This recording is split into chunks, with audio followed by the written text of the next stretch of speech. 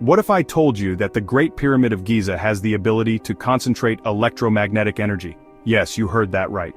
In a groundbreaking discovery in 2018, physicists found that the Great Pyramid resonates with electromagnetic waves in such a way that it amplifies their energy, almost like a natural lens. But how could this be? Could the ancient Egyptians have known something about energy and physics that we're just beginning to understand? Stick with me because by the end of this video we'll not only unravel the secrets behind how these pyramids were built, but we'll also expose astonishing little-known mysteries that have been hiding in plain sight. Mysteries that will leave you utterly amazed.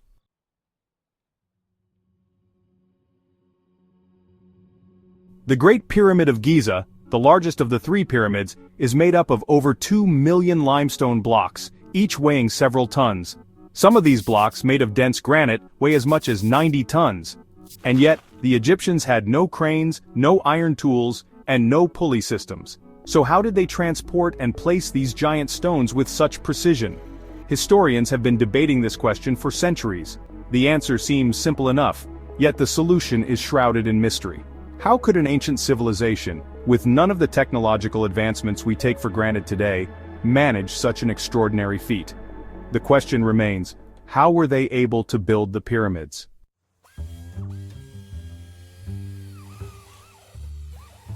Let's begin with the most famous theory, the idea that ramps were used to move the stones.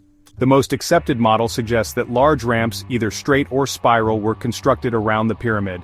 Workers could drag the massive blocks up these ramps using sleds, ropes, and manpower. But here's the catch. Despite decades of exploration, archaeologists have never found any visible ramps around the pyramids. Could they have been buried under the sands over time? Or were they simply dismantled after construction? The truth is still unclear. One popular version of this theory suggests that a zigzagging ramp might have spiraled around the pyramid, continuously building up the structure as it rose higher and higher, but why then have we found no remains of such a structure? This leads us to consider another much more mind-blowing possibility. What if the Egyptians used water to help move the massive stones? Yes, water. New studies suggest that wetting the sand reduces friction, making it easier to move large objects. When modern researchers recreated this technique with sledges and stones, they found that the blocks moved with much less resistance on wet sand. Could this explain how the smaller limestone blocks were transported? Perhaps. But what about the massive granite stones used in the core of the pyramid, which were quarried 500 miles away?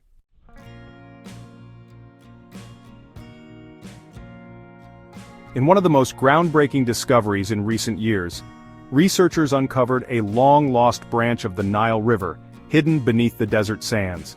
This ancient waterway was likely used to transport the enormous blocks right to the construction site of the pyramids. This discovery is game-changing because it completely alters the way we think about the transportation of the stones. This hidden river, known as the Aramat branch, which actually translates to pyramids in Arabic, would have run parallel to the construction site. The recent radar imaging shows that the riverbed is still there, buried under sand for thousands of years. Think about it. The ancient Egyptians didn't have to drag the blocks across the desert for miles. They could have floated these massive stones down the river, directly to the building site. By using the Nile, they could have transported tons of stone much faster and with far less effort.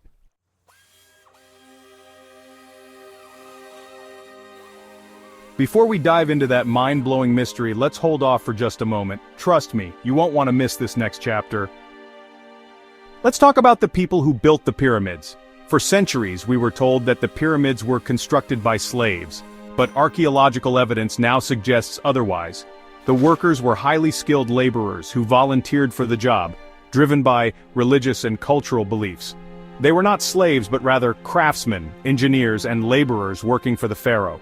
The workers lived in what's now called the pyramid cities, settlements near the construction sites. These cities have been excavated, revealing evidence of well-organized communities with access to food, water, and shelter. In fact, the workers lived better than many Egyptians at the time, with relatively good nutrition and living conditions. Some scholars argue that this was a form of religious devotion, that the workers believed they were serving the gods by participating in the creation of such monumental structures. The fact that many workers died while constructing the pyramids further suggests that they were not only skilled laborers, but also deeply invested in the cultural and spiritual significance of the task.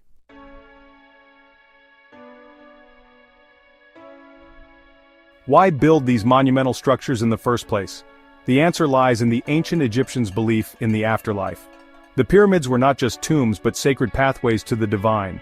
The pharaohs, believed to be gods on earth, were buried in these grand structures, which acted as portals guiding their souls to the afterlife. The pyramid's shape wasn't random, it symbolized the sun's rays, as the Egyptians believed the pyramid was a conduit for the pharaoh's soul to join the sun god Ra in the heavens. Every single block was a step toward achieving eternal life and divine power.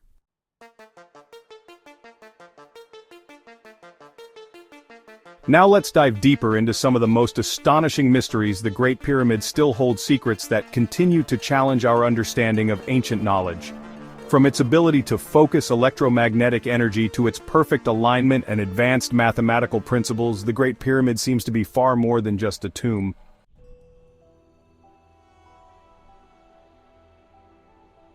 As we just touched on, physicists discovered that the Great Pyramid can concentrate electromagnetic energy. This discovery shows that the pyramid's internal chambers and the area beneath the base resonate with electromagnetic waves, amplifying their energy. This might sound like science fiction, but it's backed by research. The pyramid acts almost like a natural lens, focusing radio waves and other electromagnetic frequencies. Could this have been an intentional design, or is it a coincidence?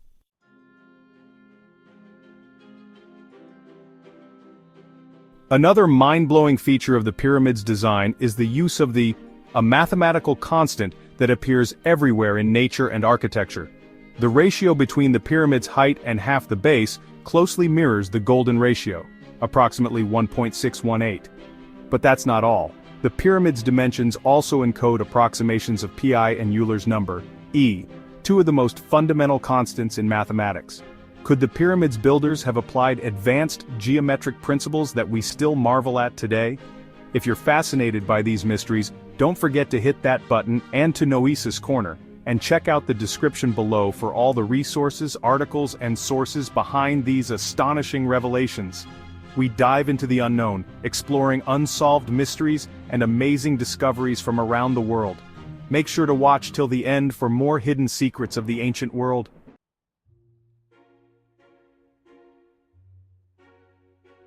The Great Pyramid's alignment with the cardinal points, north, south, east, and west, is nothing short of extraordinary.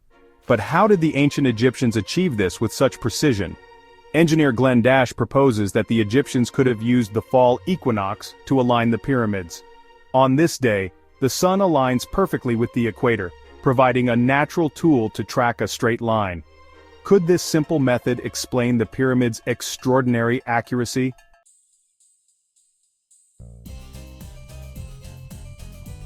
The dimensions of the Earth and Moon are encoded within the pyramid itself.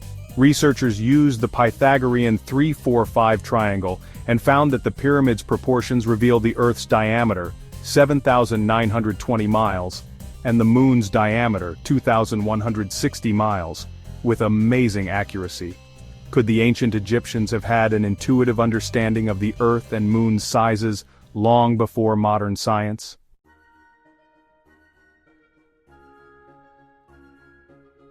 And here's another fascinating aspect: the fall equinox. This key moment might have played a pivotal role in the pyramid's alignment. Glenn Dash's experiment demonstrated how the Egyptians could have used the sun's shadow on the fall equinox to establish an extremely accurate east-west line. But it also suggests that the fall equinox was crucial for achieving the counterclockwise rotation of the pyramids. All they needed was a simple rod and a clear sunny day to replicate this ancient technique.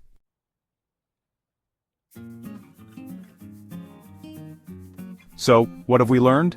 The pyramids were not just architectural marvels but symbols of ancient Egyptian spirituality and culture.